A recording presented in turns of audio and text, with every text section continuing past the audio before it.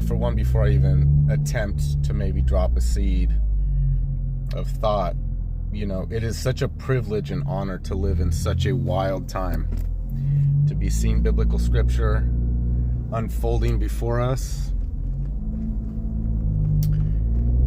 It's a privilege.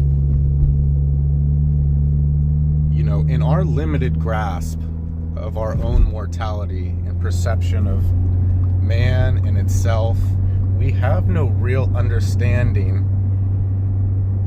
of eternity, of what is eternal, as God being an eternal being. We have no real framework or true understanding. We can, of course, just even from a person-to-person basis, we can only meet each other at our own level of awareness of self and experience. And so when we attempt to identify or make judgment upon God's timing or his intentions or his motives or his actions, whenever we're doing so, it's with this same judgment that we condemn ourselves. When we take a step back,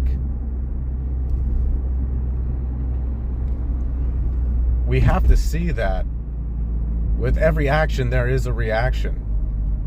We cannot mock God.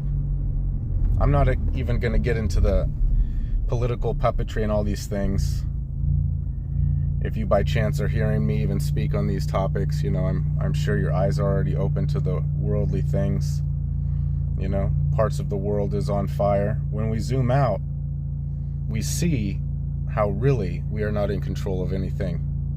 We are not in control of anything. Doesn't matter the technology, manpower, all these things. We're delusional to think that we have any real control. All it takes is a swift wind and lighting of the spark. It doesn't even matter if it was a hoax, if it was a false flag, if it really was arson, or all these types of things.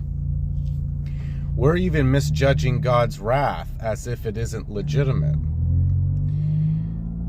Since Adam and Eve, since we fell from our senses, and this has been a cursed world before the 1,000 years opening up of a golden age, we will meet our Maker.